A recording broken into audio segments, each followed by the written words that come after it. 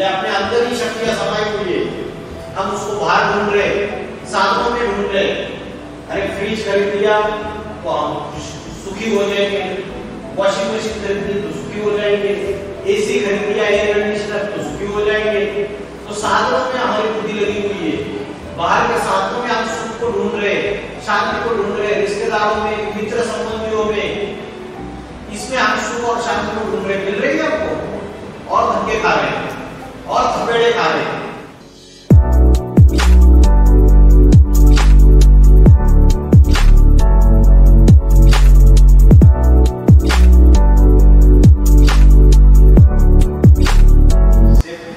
एक ही विचार होना चाहिए, मैं आत्मा स्टार हूं।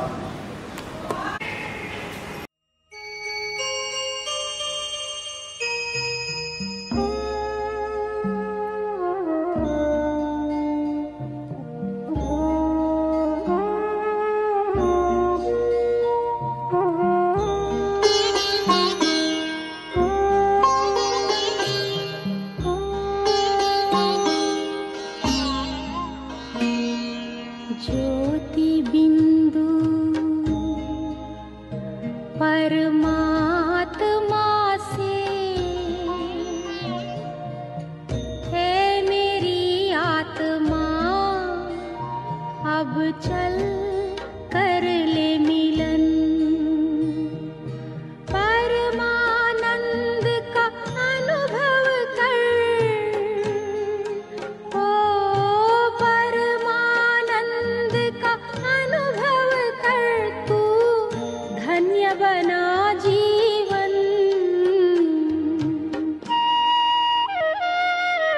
ज्योति बिंदु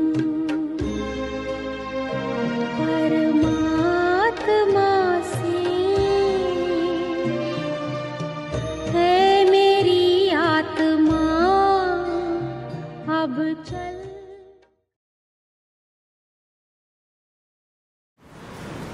तो आध्यात्मिकता का सही अर्थ क्या है? What is spirituality?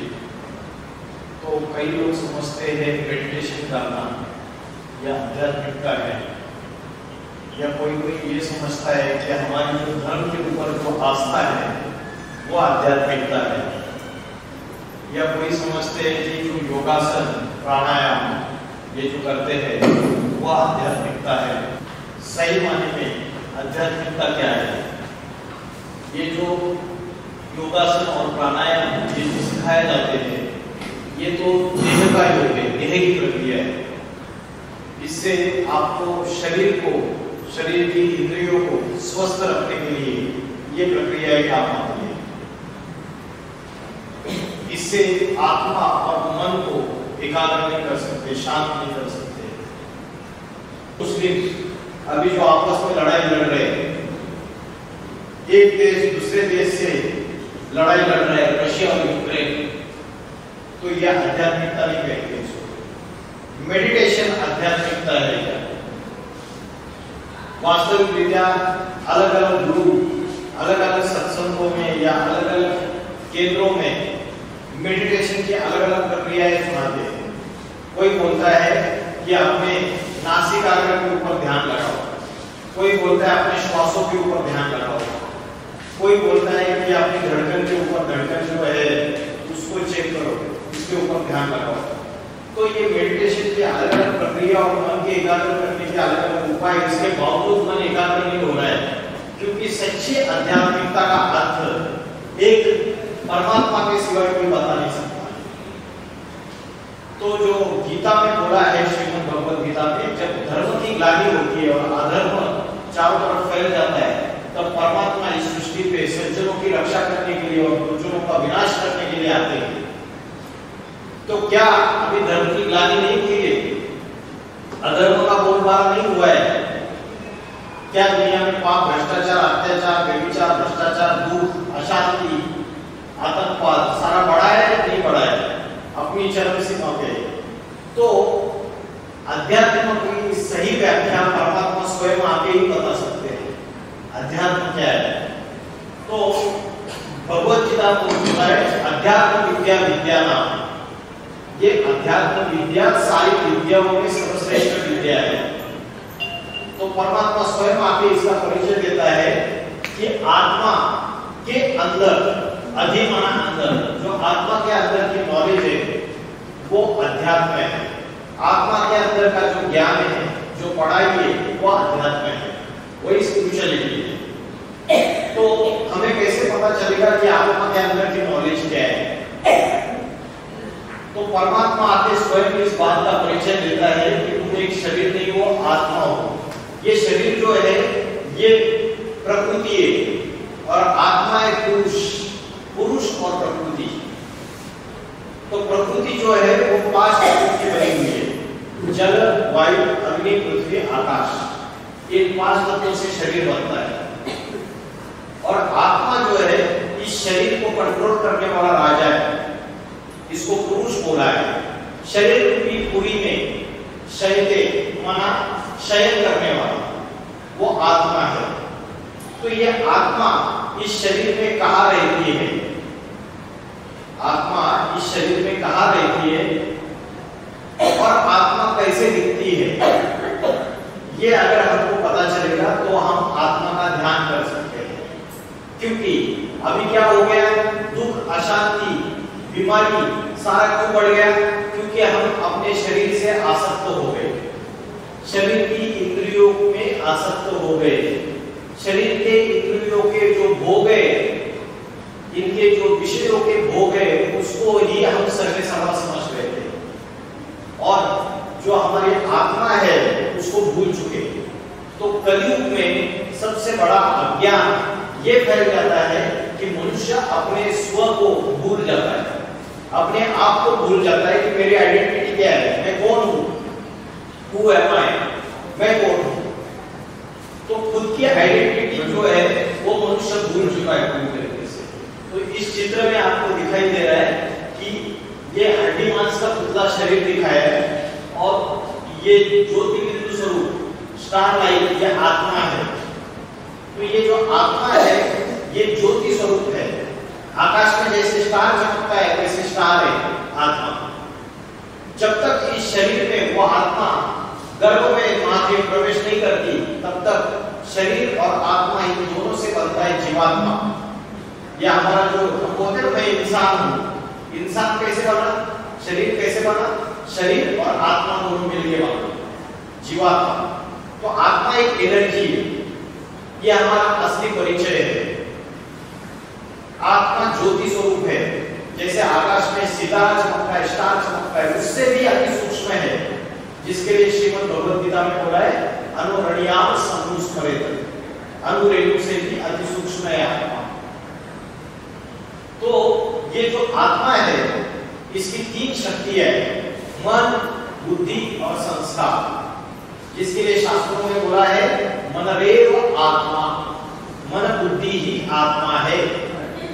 क्या है? मन की शक्ति है संकल्प शक्ति, बुद्धि की शक्ति है निर्णय शक्ति और संस्कार है परिवर्तन शक्ति। मन में संकल्प आते हैं, विचार आते हैं, अच्छे विचार भी आते हैं, बुरे विचार भी आते हैं, लेकिन बुरे विचार ज्यादा आते हैं और अच्छे विचार कम आते हैं। तो निगेटिव जो थॉट्स है वो मन के अंदर ज्यादा है। इसलिए हमारा जो मन है ये चंचल है। मन के ऊपर कई कवियों ने कविताएं की है, जो मन के हारे हार, मन के जीते जीत। अगर मन से हार गए तो हार गए। भगवत गीता में बोला है मन जीते सो जगत जीत, इंद्रिय जीते सो जगत जीत। ठीक है? तो ये जो मन है, ये मन में अच्छे संकल्प, अच्छे विचार कैसे आएंगे? तो उसके लिए परमात्मा आके हमको राजयोग की शिक्षा पढ़ाता है। राजयोग, तो राजयोग की शिक्षा क्या है हम आगे देखेंगे। लेकिन ये मन है संकल्प शक्ति, बुद्धि है निर्णय शक्ति और संस्कार है परिवर्तन शक्ति। मन, बुद्धि, बुद्धि जो तराजू के रूप में दिखाया है, तराजू तोलता है ना, वैसे बुद्धि निर्णय करती है क्या सही है क्या गलत है, क्या चीज अच्छी है क्या बुरी है, और बुद्धि निर्णय लेती है।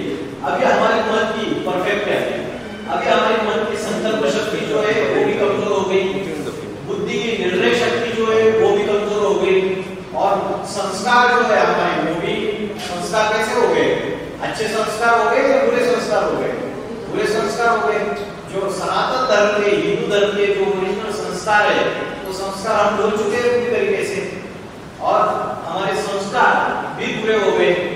तो मनुष्य के मन में जो संकल्प आता है, उसके बाद बुद्धि निर्णय लेती है, और उसके बाद हमारे कर्म होते हैं, या तो वाचा से आएगा या तो कर्म करेंगे। तो मन ये क्या हो गया? बीज हो गया। मन के संकल्पों को ही आपने शुद्ध बना लिया, पवित्र बना लिया, अच्छे संकल्प कर लिए, तो झाड़ भी अच्छा ही उगेगा, तो जो कर्म होंगे वो भी अच्छे होंगे। तो अच्छे कर्म और जो बुरे कर्म है उससे संस्कार बनते हैं। अगर अच्छे कर्म करेंगे तो अच्छे संस्कार बनेंगे, बुरे कर्म करेंगे तो बुरे संस्कार बनेंगे। तो जो आत्मा है ये हमारा असली परिचय है। मैं शरीर नहीं हूं, मैं आत्मा हूं। यह आत्मा एक शरीर छोड़ के दूसरा शरीर धारण करती है। कोई मरता है तो शरीर मरता है या आत्मा मरती है? शरीर मरता है, शरीर मरता है और हम रोते रहते हैं। वो शरीर या तो जला दिया जाता है या गाड़ दिया जाता है, ठीक है? तो शरीर को जला दिया जाता है, गाड़ दिया जाता है। अगर शरीर को हमने समझो नहीं जलाया, मरने के बाद क्या होगा? बदबू मारेगा, सड़ाप मारेगा। अभी तो नहीं मारना, क्योंकि आत्मा जो उस शरीर को चलाने वाली शक्ति है वो चली गई, तो शरीर जैसे जड़वत हो गया। तो इस आत्मा का ध्यान करेंगे, इस आत्मा को याद करेंगे और परमात्मा को याद करेंगे, तो हमारी आत्मा जो है वो दिव्य शक्तियों से भरपूर हो जाएगी।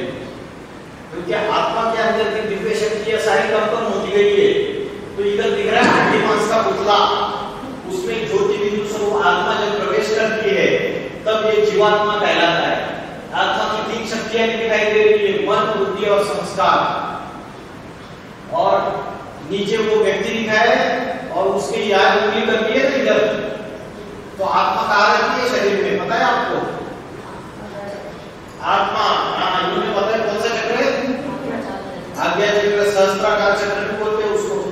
आत्मा दो भ्रुकुटी के बीच में स्थित है, जिसके लिए श्रीमद् भगवद गीता में बोला है घोर मध्य प्राण आवेश संवेदा। भ्रुकुटी के मध्य में सारी प्राण शक्ति स्थित है, जिसके लिए भारत की कन्या माता है यहाँ बिंदी लगाती है, बिंदी लगाएंगे ना यहाँ पे, और पुरुष लोग यहाँ टीका लगाते हैं। तो जो आत्मा है वो दो भ्रुकुटी के बीच में रहती है, इसकी ये निशानी है। ये देखिए आप, ये बिंदी लगा देंगे, यहाँ आत्मा स्थित है। इंदिरा गांधी जो देश की प्राइम मिनिस्टर, प्रधानमंत्री, उसको उसके सिक्योरिटी गार्ड ने गोलियां मार दी, 30-40 गोलियां मार दी बंदूक से, छाती में, पेट में। आधा 1 घंटा तड़प रही थी, फिर वो एम्स हॉस्पिटल लेके गए। एक ही गोली अगर इधर मार देते या इधर मार देते तो 1 सेकंड में खेल खलास था। तो आत्मा दो भ्रुकुटी के बीच में रहती है, ये साबित हो गई बात। भारत के ऋषि मुनियों ने ये परंपरा शुरुआत की बिंदी लगाने की, ताकि मनुष्य को ये याद रहे कि यहाँ आत्मा रहती है। क्योंकि मनुष्य देहाभिमान में आ चुका था, बॉडी कॉन्शियसनेस में, देह को सब कुछ समझ बैठा, शरीर को सब कुछ समझ बैठा, शरीर के भोग है, इसमें ही मनुष्य की बुद्धि लगी रहती है। पुरुष है, पुरुष को किसका देह याद आता है? स्त्री का, और स्त्री को पुरुष का देह याद आता है। पत्नी को पति याद आएगा या बाल बच्चे याद आएंगे। तो देह और देह के संबंधी उसकी बुद्धि में बात चली, तो आत्मा को कहा याद करेंगे? स्व को पर को याद करना है। पर क्या है? शरीर भी पर है, ये देह भी पर है, और देह के संबंधी बीवी, बाल बच्चे, पति, ये भी पर है। तो स्व क्या है? मैं कौन हूं? मेरा असली परिचय क्या है? मैं ज्योति बिंदु स्वरूप आत्मा हूं, दो भ्रुकुटी के बीच में स्थित। तो सारी दुनिया को भूलो और आत्मा को याद करो। तो आत्मा को ध्यान करने से क्या होगा? आत्मा को ध्यान करने से हमारे अंदर दिव्य गुण आएंगे। कौन से दिव्य गुण आएंगे? सुख, प्रेम, शांति, शक्ति, आनंद, ज्ञान, पवित्रता। अभी ये सारे के सारे जो दैविक गुण है ये हमारे गायब होते जा रहे हैं। अभी किसी के आत्मा के अंदर 100% पवित्रता, 100% शांति, 100% सुख, 100% प्रेम है ही। आत्मा पहली बार जब इस सृष्टि में आई, पहली बार इस दुनिया में जब आई, और आत्मा ने पहले शरीर लिया माँ के गर्भ से, पहली बार जब शरीर लिया तो आत्मा के अंदर 100% पवित्रता थी, 100% सुख था, 100% शांति थी, 100% प्रेम था, 100% ज्ञान था।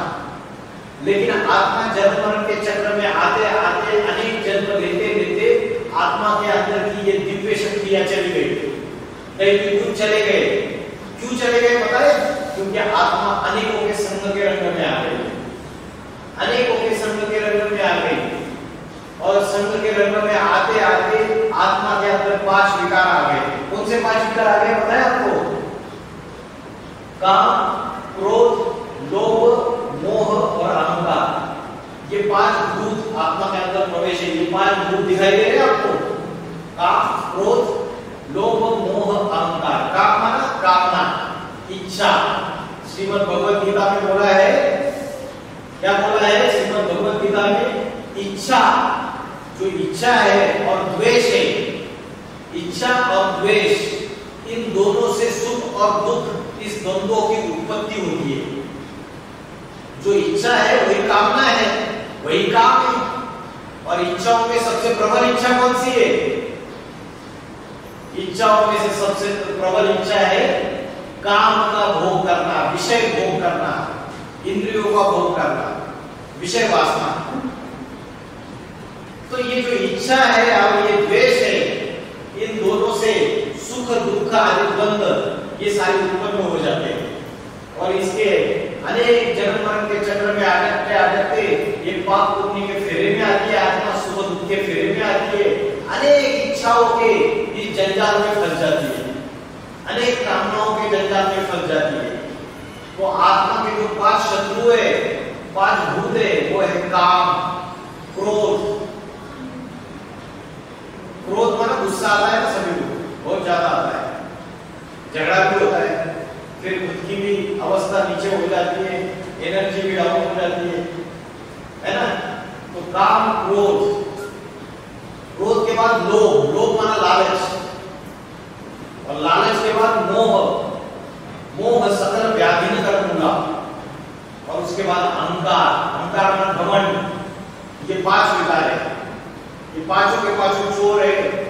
और उसमें से सबसे प्रबल विकार है काम विकार।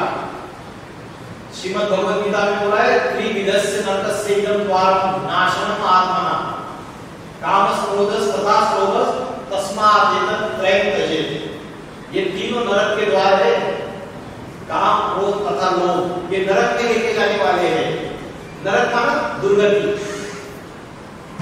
स्वर्ग माना सद्गति, जिससे आत्मा सुख और प्रेम और सदाकाल आनंद अनुभव करे, वो स्वर्ग है। और जिससे आत्मा दुखी, अशांति, रोगी अनुभव करे, तो वो क्या है? नरक है। तो आज की दुनिया में ही नरक है। जब हम आत्मा का ध्यान करेंगे तो हमारे ये जो 5 विकार है, काम, क्रोध, लोभ, मोह, अहंकार, ये भागने लगेंगे। आत्मा समझ के परमात्मा को याद करेंगे तो हमारी जो दिव्य शक्तियां खत्म हो गई है, सुख, शांति, आनंद, प्रेम के फिर से लौट आएंगे। आत्मा के अंदर अष्ट शक्ति है। ये अष्ट शक्तियां भी अनेक जन्म लेते लेते कमजोर हो गई। कौन सी अष्ट शक्तियां आत्मा के अंदर? सामना करने की शक्ति, जीवन में कठिन समस्याएं आती है, परिस्थितियां आती है। छोटी उम्र में छोटा बच्चा है, उसके माँ बाप एक्सीडेंट होके मर गए, तो बच्चे के सामने तो पूरा जीवन पड़ा हुआ है, अनाथ हो गया बेचारा। लेकिन परिस्थितियों का सामना करता है, सामना करते करते कर जाके बड़ा अधिकारी बन जाता है, बड़ा आईएएस ऑफिसर बन जाता है। तो सामना करने की शक्ति उसके आत्मा के अंदर है, बाहर नहीं है। ये हम बाहर ढूंढते रहते हैं शक्तियों को, हम सोचते हैं कि ये हमें सहयोग देगा, ये हमारे ऊपर उपकार करेगा तो हम सुखी हो जाएंगे। लेकिन ये देहदारी, देह के संबंधी रिश्तेदार, हमारे बीवी बाल बच्चे सारे हमें दुख देने के निमित्त बनते हैं, कोई सुख देने के निमित्त नहीं बनता है सदा काल में। तो जो आत्मा है इसके अंदर अष्ट शक्तियां है, सामना करने की शक्ति, सहन करने की शक्ति। पेड़ को पत्थर मारते हैं तो पेड़ क्या करता है, फल देता है, सहन करता है ना। तो सहन शक्ति ये सब दैवी गुणों का राजा है। परिस्थितियों को, समस्याओं को और लोगों की गलत बात को सहन करना चाहिए। उसके बाद है निर्णय करने की शक्ति, परखने की शक्ति। आज कई लोग अपने जीवन में धोखा दे देते हैं क्योंकि हमारी निर्णय करने की शक्ति और परखने की शक्ति कमजोर हो गई। तो आत्मा की जो अष्ट शक्ति है, समेटने की शक्ति, विस्तार को संकीर्ण करने की शक्ति, समाने की शक्ति, दूसरों की कमी कमजोरियां समानी चाहिए, सबसे एडजस्ट होके चलना चाहिए। अभी आप इकट्ठा रहते हो, अगर आप सबसे एडजस्टमेंट होके चलेंगे तो आप सुखी रहोगे। छोटी छोटी बातों के एक दूसरे के ऊपर लड़ाई झगड़ा करोगे तो दुखी हो जाओगे। आत्मा स्वयं ही अपना मित्र है और आत्मा स्वयं ही अपना शत्रु है।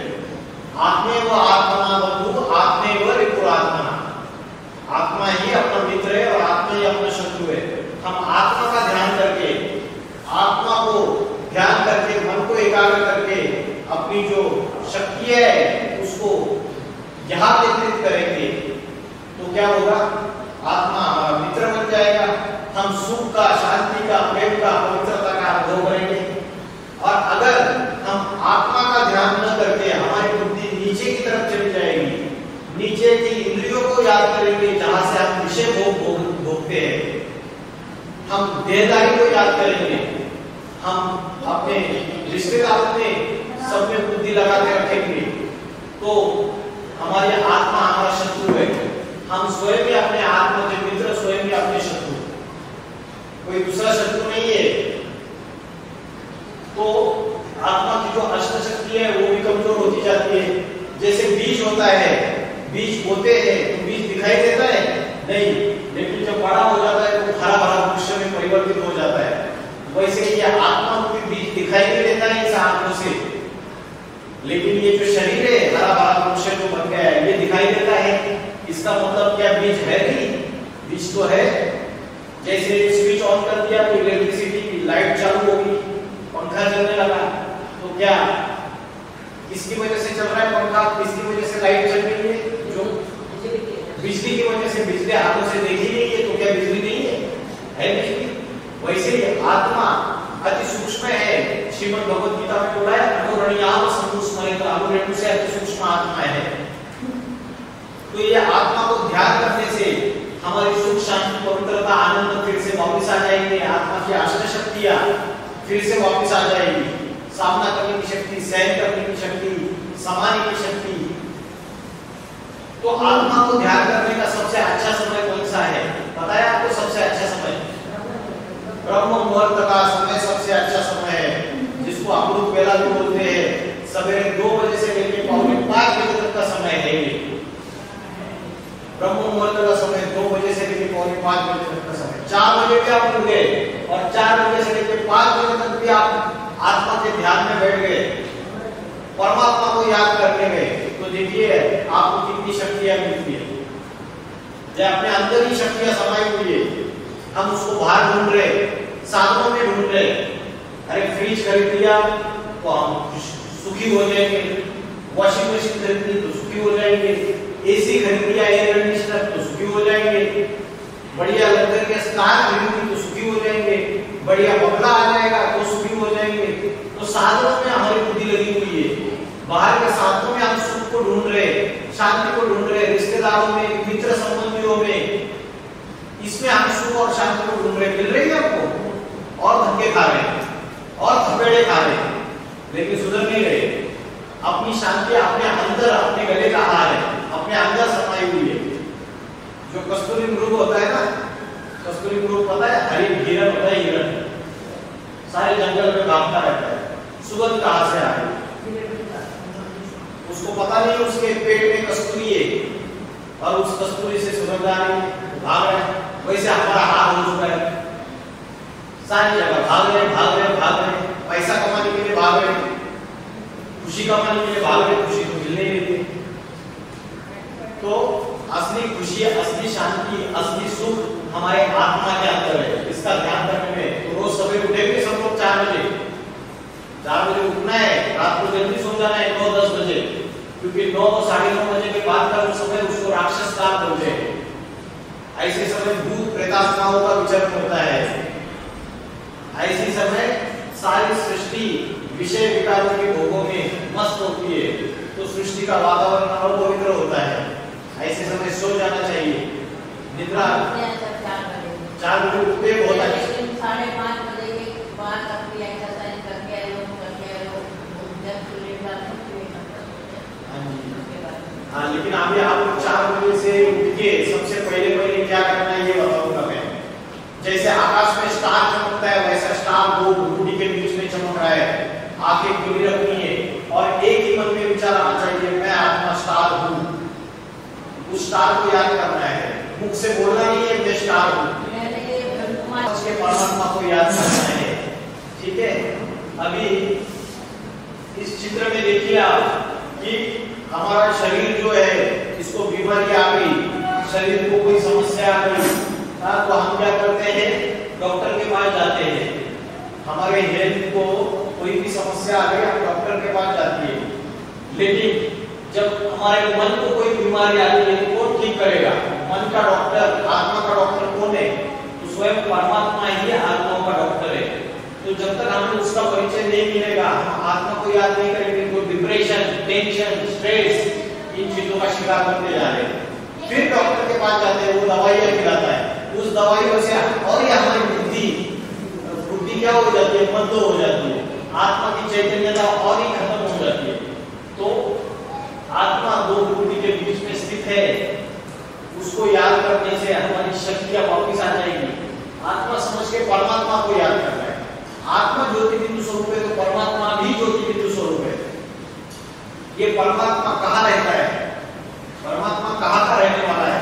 तो परमात्मा है परम धाम का वासी, परम धाम, ब्रह्मलोक, आत्मलोक, शांति लोक, वहां का वासी है परमात्मा। तो ये जो परमात्मा है, सूरज, इन्होंने बताया सूरज चांद सितारों से परे ही परमात्मा रहने वाला है। जहां सूर्य चंद्र तारों की रोशनी नहीं पहुंच सकती, जहां प्रकाश नहीं पहुंच सकता, उस परम धाम का वो रहने वाला है, जिसके लिए भगवत गीता में बोला है न तद भास्वर तो सूर्य में शशांको न पावो तो यज्ञत्वान निवर्तन्ते तद धाम परमो। उस परम धाम का मैं रहने वाला हूं, उस ब्रह्मलोक का मैं रहने वाला हूं। मुस्लिम लोग भी मानते हैं कि खुदा फर्श का नहीं, खुदा अर्श का रहने वाला है, खुदा सातवें आसमान का रहने वाला है। क्रिश्चियन लोग भी मानते हैं supreme soul lives in the supreme एबोड।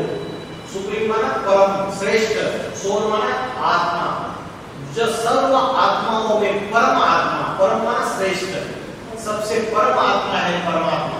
तो परम पिता परमात्मा शिव, वो सारी सृष्टि का पिता है। देखिए इस चित्र में आपको 3 लोग दिखाए गए। ये मनुष्य लोग, नीचे पृथ्वी दिखाई दे ना, ये मनुष्य लोग है। हम सारे मनुष्य इस धरती पे रहते हैं, और लेकिन इस धरती पे हम जो आए तो हमारा ओरिजिनल घर कौन सा है? हम कहाँ से आए इस घर में? तो हमारा ओरिजिनल घर परमधाम, ये सोल वर्ल्ड, ब्रह्मलोक। हम सारे आत्माएं यहाँ से सृष्टि पे आई और जन्म मरण के चक्र में अटक गई, जन्म मरण के चक्र में आके फंस गए। हाँ जी, असली घर हमारा वही परम धाम है, ब्रह्मलोक है। जब सारी सृष्टि का विनाश हो जाएगा तो सारी आत्माएं फिर से वापस परम धाम में चली जाएगी।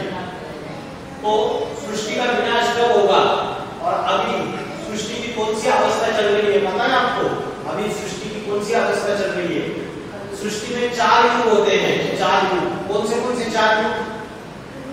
सतयुग, त्रेता युग, द्वापर युग और कलयुग। या आपने स्वस्तिक देखा है? स्वस्तिक, ये स्वस्तिक जो है पूजा अनुष्ठान में ये स्वस्तिक निकालते हैं। इसके जो 4 भुजाएं हैं, ये जो 4 इसके खाने हैं, ये सतयुग, त्रेता युग, द्वापर युग और कलयुग। ये 4 युगों से ये सृष्टि है। ये सृष्टि की आयु 5000 साल की है। ये 5000 साल के बाद ये सृष्टि हूबहू रिपीट होती है, हूबहू वो फिर से सृष्टि ऐसी चलेगी।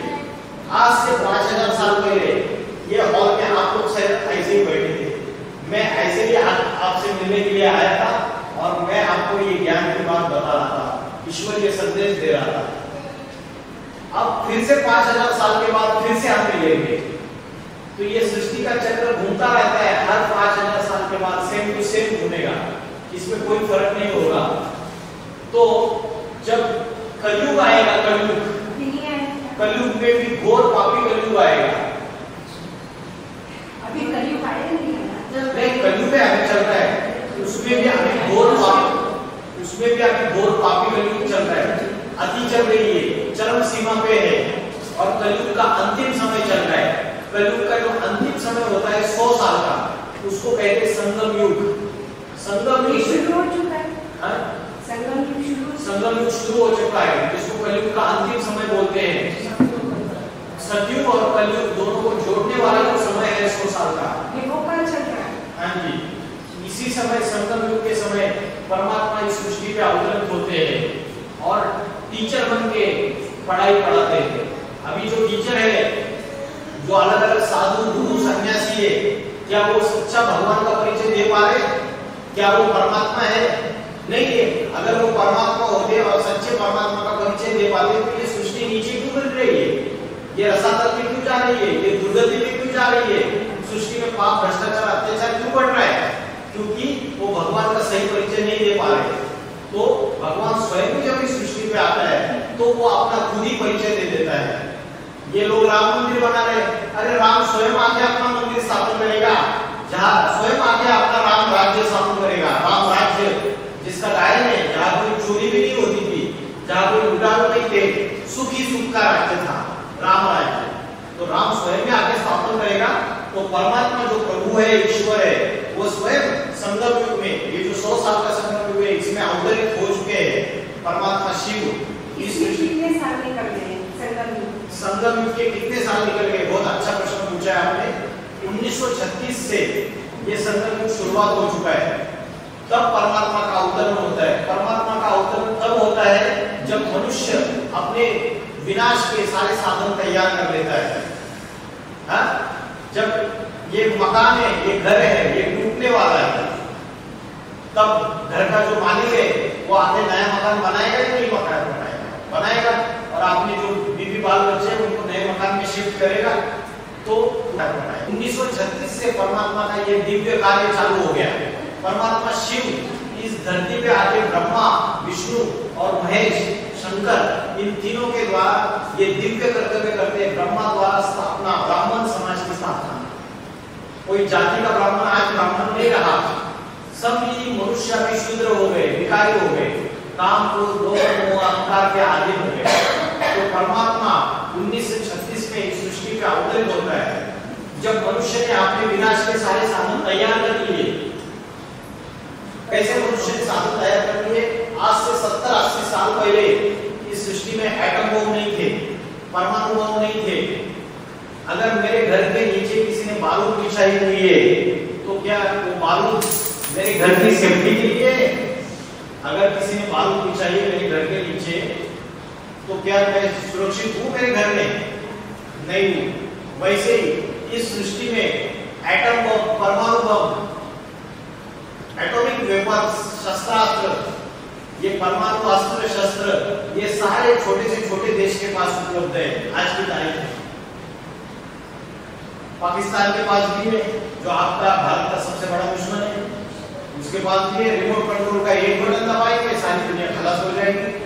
अमेरिका के पास है, रशिया के पास है, नॉर्थ कोरिया जैसा छोटा सा देश है उसके पास भी है। ये जो परमाणु हथियार है ये समुद्र में, हवाओं में, सभी जगह बिछाए हुए हैं और रिमोट कंट्रोल का बटन दबाने की देर है, ये सारी सृष्टि खलास हो जाएगी। 2036 में हो जाएगा। 2036 में कलयुग का अंतिम समय, कलयुग का अंतिम समय, सृष्टि का विनाश अभी झलके दिख रही है। अभी सारे धर्म आपस में लड़ाई झगड़ा कर रहे हैं। अमेरिका क्रिश्चियन धर्म है, रशिया में नास्तिक धर्म है, दोनों आपस में लड़ाई झगड़ा कर रहे हैं। ये दोनों महासत्ताएं और हिंदू मुस्लिम ये भी आपस में लड़ाई झगड़ा कर रहे हैं, क्रिश्चियंस आपस में लड़ाई झगड़ा कर रहे हैं, देश देश से लड़ाई झगड़ा कर रहा है, जाति जाति से लड़ रहे हैं, समाज समाज से लड़ रहा है, राज्य राज्य से लड़ रहा है। यहाँ तक कि आपने देखा कर्नाटक और दूसरा देश कर्नाटक और तमिलनाडु दोनों का झगड़ा चल रहा है कावेरी के पानी के ऊपर। तो पानी के लिए झगड़ा है। आकाश में अरे आपका विमान आपका एरोप्लेन मेरे आकाश में नहीं आना चाहिए, आकाश भी बांट दिया इन्होंने, समुद्र भी बांट दिया, आकाश भी बांट दिया, पानी भी बांट दिया, सब आपस में लड़ाई झगड़ा करके मरने वाले हैं। तो सारे धर्म आपस में लड़ाई झगड़ा कर रहे हैं। हिंदू मुस्लिम गृह युद्ध के कगार पे भारत खड़ा हुआ है। महाभारत गृह युद्ध सामने खड़ा हुआ है। अभी मैं बचपन में मेरे को स्कूल में एक हिंदी में एक लेसन था, उसमें जो शेख चिल्ली होता है, शेख चिल्ली वो पेड़ की डाली में जिस डाली पर बैठा है उसी को काट रहा है। तो मनुष्य ने अपने विनाश के सारे साधन तैयार कर लिए, जिस डाली पर बैठा है उसको काट रहा है तो खुद भी गिरेगा ना नीचे। तो वैसे मनुष्य ने अपने विनाश के सारे साधन तैयार कर लिए।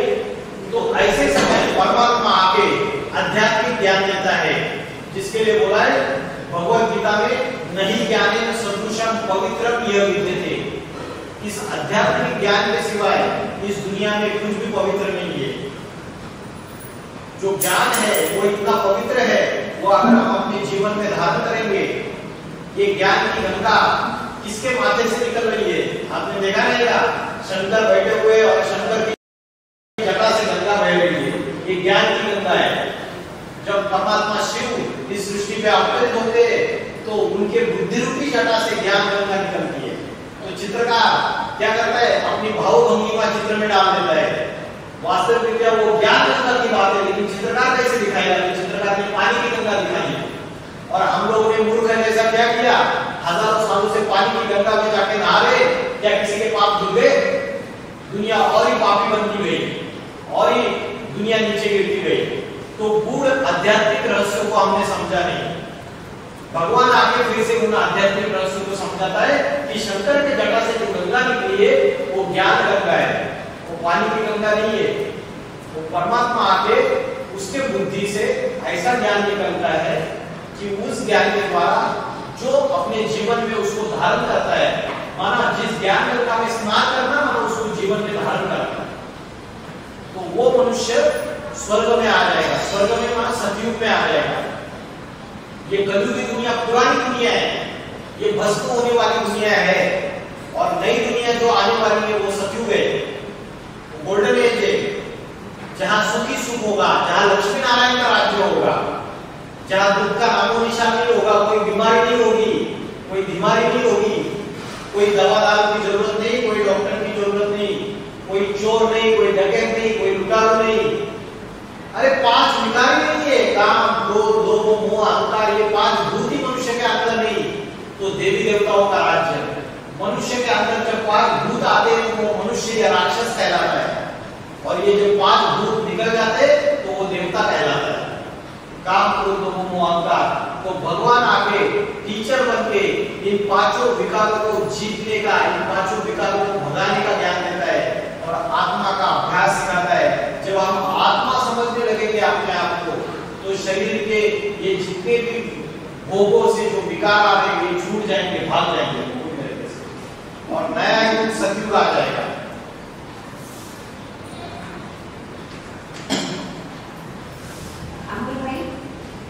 एक सवाल है, वो ये कि अब तक सुनते चले आ रहे हैं कि विनाश होगा तो ये दोनों शक्तियों की लड़ाई करेंगे, तो उसमें हिंदू मुसलमान तो नहीं आते होते, क्रिश्चियनिटी वर्सेस क्रिश्चियनिटी हो जाता है। हाँ जी, एक्चुअली जो रशिया और अमेरिका, यस, अमेरिका की महाशक्ति जो है ये क्रिश्चियन है, और रशिया उससे ही निकला हुआ है, लेकिन अभी वो नास्तिक बन गए बहुत सारे। अमेरिका आ जाएगा विनाश। हाँ जी, लेकिन ये दोनों से निमित्त बनेंगे, ये निमित्त बनेंगे और वो फाइनल विनाश होगा, क्योंकि वो दोनों के दोनों जो क्रिश्चियंस है, क्रिश्चियनिटी की जो दोनों शक्तियां है, इनको अगर इनकी जो लड़ाई है वो अहंकार की लड़ाई है।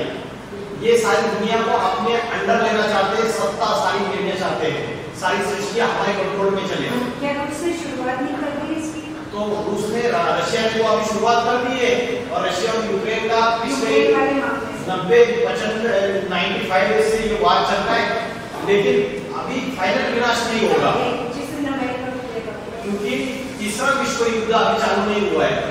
तीसरा विश्व युद्ध, मैं अभी आपको एक बड़ी बात बता रहा हूँ, तीसरा विश्व युद्ध जो है वो भारत उसका केंद्र बिंदु बनेगा, और जो मैंने बोला हिंदू मुस्लिम गृह युद्ध होगा। 1947 में 1947 में जो भारत पाकिस्तान का पार्टीशन हुआ था, पता है ना, भारत पाकिस्तान जब बंटवारा हुआ था 1947 में, तो हिंदू मुस्लिम ऐसे एक दूसरे से खूनी नाहक खेल हुआ था, ट्रेनें की ट्रेनें काट दी गई थी, इतना अति में नरसंहार हुआ था। अभी झलके दिख रही है, अभी फिर से मुस्लिम और हिंदू ये सारे पॉलिटिशियंस, ये राजनेता सबको लड़ा रहे, और हिंदू मुस्लिम आपस में लड़ाई झगड़ा इतना हिंसक रूप धारण करेगा आगे आने वाले समय में। अभी तो झलके दिख रही है कि 2027-28 तक ये भारत में गृह युद्ध चालू हो जाएगा, और बाकी के देश भी इसमें कूद जाएंगे आगे बढ़ के, और भारत तीसरे विश्व युद्ध का केंद्र बिंदु बन जाएगा। लेकिन जो फाइनल विनाश होगा वो चतुर्थ विश्व युद्ध में होगा। उस समय रशिया और अमेरिका ये दोनों महासत्ताएं टकराएगी, और चतुर्थ विश्व युद्ध में 7 दिन के अंदर ये परमाणु बॉम्ब जो एटम बॉम्ब है इसको विस्फोट किया जाएगा, और सारी दुनिया खलास हो जाएगी। इसमें जब एटम बॉम्ब का विस्फोट होगा तो जो दक्षिण ध्रुव और उत्तर ध्रुव, दक्षिण गोलार्ध और उत्तर गोलार्ध में जो बर्फ है, बर्फ के पहाड़ है, वो पिघल जाएंगे गर्मी की वजह से, एटॉमिक विस्फोट की वजह से, और समुद्र की जो जल की लेवल है वो बढ़ जाएगी। जो 7 महासागर है ना, कौन से 7 महासागर है? हिंद महासागर है, पैसिफिक महासागर है, तो ये बड़े बड़े महासागर है, इसकी जो जलस्तर बढ़ेगा। जलस्तर बढ़ने के लिए जो बड़े बड़े भूखंड है वो सागर में समा जाएंगे। ये बॉम्बे, ये अमेरिका, ये यूरोप, ये जितने भी छोटे छोटे देश हैं जो समुद्र से चारों ओर से घिरे हुए हैं, ये सारे के सारे पानी में चले जाएंगे। भारत का जो उत्तर भारत का जो हिस्सा है जहाँ भगवान आते हैं, उत्तर प्रदेश में भगवान का गायन है, राम की भूमि, कृष्ण की भूमि उत्तर प्रदेश में है। ये जो उत्तर भारत की जो ये भगवान की भूमि है, वो भूमि को कुछ नहीं होगा, ये अविनाशी खंड है, सारी सृष्टि का विनाश हो जाएगा। लेकिन भगवान जिस जगह आते हैं वो सृष्टि अविनाशी है, इसके लिए शंकर को क्या बोला? महाकाल, कालो, काल का मृत्यु, कालों का काल महाकाल, सारी सृष्टि का विनाश हो जाएगा। लेकिन जो शंकर है उसकी शरण जिसने ले ली, जिसने उस शिव शंकर भोलेनाथ की शरण ले ली, उसका बाल विवाह नहीं होगा। जिसके लिए बोला है भगवत गीता में, सर्वधर्मान परित्यज्य मामेकम शरणं व्रज। ये जितने भी हिंदू, मुस्लिम, क्रिश्चियन, ये देह के जितने भी धर्म है, इन सब धर्मों को भूल जा और एक परमात्मा की शरण में आ जा। वो परमात्मा इस सृष्टि में आता है तो साधारण मनुष्य शरीर में आता है। तो कैसे पहचानेंगे इतनी बड़ी दुनिया में? आज इतनी बड़ी दुनिया में उस भगवान को कैसे पहचानेंगे? वो आया हुआ है साधारण मनुष्य शरीर में। ऐसे पहचानेंगे कि वो जिस शरीर में आता है उसके द्वारा वो ऐसा ज्ञान सुनाता है जो ज्ञान आज तक कोई भी नहीं सुना पाया। तुलसीदास, सूरदास, कबीरदास, गुरु नानक, वो अपने समय में नहीं पूछे जाते, क्राइस्ट, गौतम बुद्ध, शंकराचार्य, कोई भी धर्म का ऐसा ज्ञान नहीं सुना पाया। ऐसा ज्ञान भगवान आके सुनाता है। उस ज्ञान के आधार से पता चलता है कि परमात्मा इस सृष्टि में अवतरित हो चुके हैं। आज मैं आपको जो भी ज्ञान दे रहा हूँ ये स्वयं परमात्मा ने दिया हुआ ज्ञान है, मैं तो सिर्फ निमित्त मात्र हूँ। तो परमात्मा ये ज्ञान का सागर है, प्रेम का सागर है, पवित्रता का सागर है, शांति का सागर है। जब वो स्वयं इस सृष्टि पे आता है तो कोई किसी को सागर मिल गया तो वो नदी, नाले और जो नहर है उसमें नहाएगा क्या, स्नान करेगा क्या? अरे जब डायरेक्टली सागर मिल गया तो सागर से ले लो ना। तो भगवत गीता में बोला है यामानाथ उदपानि सर्वदा संपूर्ण देते थे। जैसे महासागर जब डायरेक्टली मिल गया तो जो नहरें हैं, छोटे छोटे टुकड़े हैं, नाले हैं, नदियां हैं, उनसे क्या लेना है आपको? उस जाने की भगवान से प्राप्ति ले सकते हैं हम, तो परमात्मा आके अर्जुन को गीता ज्ञान बताता है। तो वो गीता ज्ञान बताने का ये समय है वास्तव में क्या, कलयुग का अंतिम समय। वो गीता ज्ञान परमात्मा ने कुरुक्षेत्र की भूमि में बुलाया। तो कुरु माना कर्म और क्षेत्र माना भूमि। तो कौन से, ये युद्ध की भूमि है, ये कर्म युद्ध है। हर एक के जीवन में अलग अलग समस्याएं आती है, अलग अलग परिस्थितियों से हर एक व्यक्ति दुखी है। तो ये कर्म युद्ध है।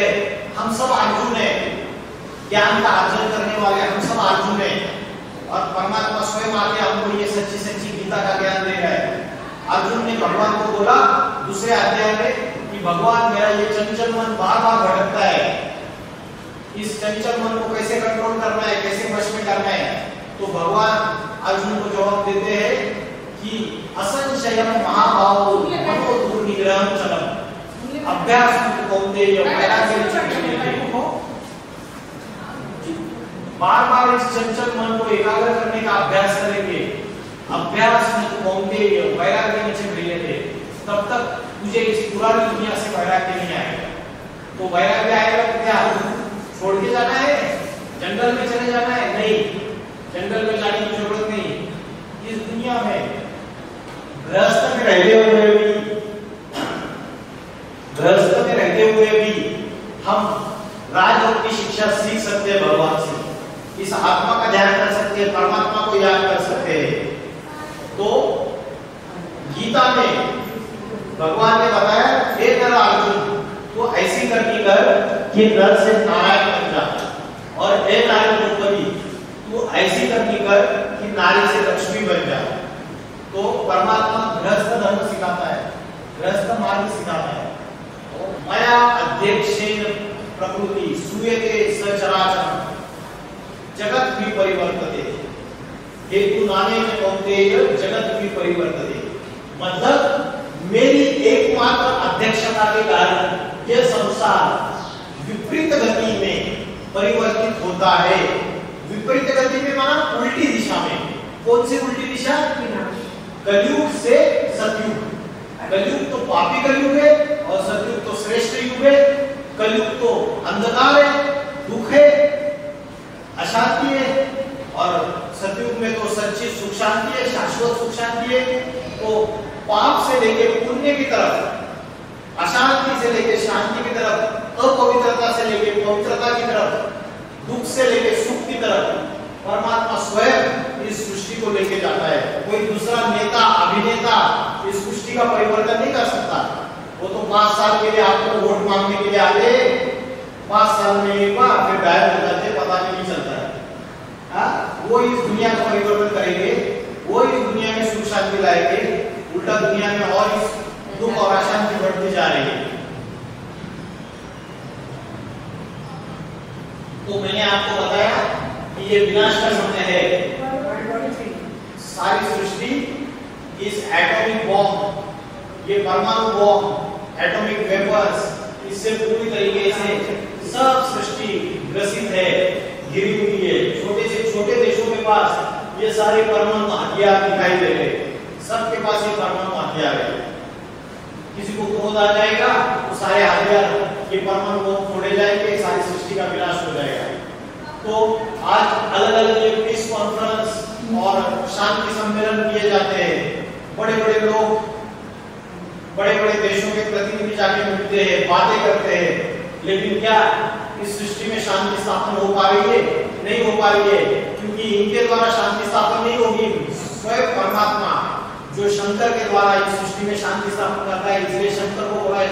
शंकर का अर्थ है शम करोति, शंकर शम करोति, जो सारी सृष्टि में शांति लाता है। शम माना शांति। तो ये देखिए, विश्व शांति के अहिंसा के सम्मेलन करते हैं। इससे कुछ फायदा हो रहा है किसी को? कोई नहीं। आगे गाल बजाते हैं, आपस में चिट-चाट करते हैं, घर पे चले जाते हैं, दुनिया में और ही अशांति बढ़ती जा रही है। तो सिवाय परमात्मा के कोई भी इस सृष्टि में सच्ची सच्ची शांति स्थापन नहीं कर सकता। किसी को कुछ प्रश्न पूछना है? जब हम मेडिटेशन करते हैं, हाँ, तो जैसे ब्रह्मा बाबा का वो फेस आ जाता है। क्या आता है? ब्रह्मा बाबा का पूरा फेस आता है। अच्छा, ये ब्रह्मा कुमारी रही 2 साल गए आप? अच्छा, वेरी गुड। 2 साल बाद में अच्छा, आपको पता होगा। हाँ जी। उसके बाद सामने जो है आपका नाम है? साधना। साधना, ठीक है। तो वहाँ पर वो है मेरे साथ में जो है बुद्धि नाम का है, वो भी है ब्रह्मा बाबा का फेस आ जाता है जी। आपने बोला ब्रह्मा बाबा का फेस आ जाता है सामने। जब हम ध्यान लगाते ना, आँख बंद करके, उन्होंने कहा था ब्रह्मा कुमारी में, जब मैं जाती थी तो बोले आँख खोल के बाबा का ये जो यहाँ पे माटी में देखो बाबा का फेस जो है, ब्रह्मा बाबा का जो अभी आपने दिखाया था। तो हमने तो आँख खोल के नहीं आ रहा कुछ भी, तब आँख खोल के देखते थे, मेडिटेशन करते थे। मैं आँख बंद कर लेती थी, तो वहाँ पे दीदी है, तेरे आँख बंद क्यों कर रहे हो, आँख खोल के रखिए। हाँ, सही बात है। तो मैंने बंद करके मुझे दिखता है। नहीं, अभी मैं आपको और एक बात बता रहा हूँ आपको, ये आंखें पूरी बंद नहीं करके और घर पूरी में, अपना घर में, वहाँ पे नहीं, अपना घर में। घर में, हाँ, पूरी चाहे खुली। सोते सोते बैठते उठते ये खाली मामा बाबा का जैसे मैं नाम लेती तो वो फेस आ जाता है। नहीं, उसमें भी मैं बताऊँ, नाम नहीं लेना है सबसे पहली चीज, क्योंकि नाम वाचा से लिया जाता है और वाचा से भी सूक्ष्म क्या है? मन है ना। जैसे वाचा से मुझे किसी ने गाली दी, मुझे किसी ने गाली दे दी, तो उसका मेरे ऊपर ज्यादा असर होगा, या किसी ने मेरे को मन से बददुआ दी, उसका ज्यादा असर होगा। किसका ज्यादा असर होगा? हाँ, वाचा से किसी ने मुझे गाली दी, उसका ज्यादा असर होगा मेरे ऊपर, या मन से किसी ने बददुआ दी, उसका ज्यादा असर होगा। जो बददुआ दी उसका ज्यादा असर होगा। तो मन सूक्ष्म है, तो हमें भगवान को मन से एकाग्र करके याद करना है, नाम सिमरन नहीं करना है। नाम सिमरन तो उससे बात की प्रक्रिया है, तो उससे भी हाईएस्ट पद पता होगा, मन से याद करना है। तो आंखें खुली रखने से क्या फायदा होगा? आंखें खुली रखने से कर्मयोग, कर्मयोग क्या होता है कि आप किचन में काम कर रहे हैं, किचन में काम कर रहे, खाना बना रहे हैं, और किचन में काम करते करते, खाना बनाते बनाते भी आप भगवान को याद कर सकते हैं। अगर आपने आंखें बंद करके अभ्यास किया तो नमक के जगह शक्कर डाल के फिर और ध्यान का बात डालेंगे। हाँ, तो दूसरी बात कि है ना, जो ब्रह्मा बाबा है ना, ब्रह्मा बाबा का जो फोटो है उसको आपको याद नहीं करना है, क्योंकि मुरली आप सुनते रहेंगे तो मुरली में बोला है,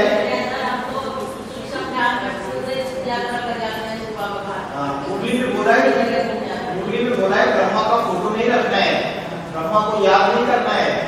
ब्रह्मा को याद करोगे तो पतित बन जाओगे, क्योंकि ब्रह्मा बाबा जो है उन्होंने तो शरीर छोड़ दिए, गुरु तो व्यक्ति को याद नहीं करना रहता है। ठीक है, तो अभी जो कार्य चल रहा है, आपको एक ईश्वरीय संदेश देते, अभी जो कार्य चल रहा है जिसको हम शिव शंकर बोलते हैं, शंकर की नग्न मूर्तियां सारी दुनिया में पाई जाती है, और शंकर को अमरनाथ भी बोलते हैं, अमरनाथ। तो शंकर का प्रैक्टिकल अवतरण इस सृष्टि में हो चुका है और बहुत शुद्ध कार्य चल रहा है। और हाँ, वो आपको मिलेंगे, उसके लिए कोई भी, जैसे आप स्कूल में जाना होता है तो आप पहले एडमिशन फॉर्म भरते हैं, उसके बाद एडमिशन लेते हैं।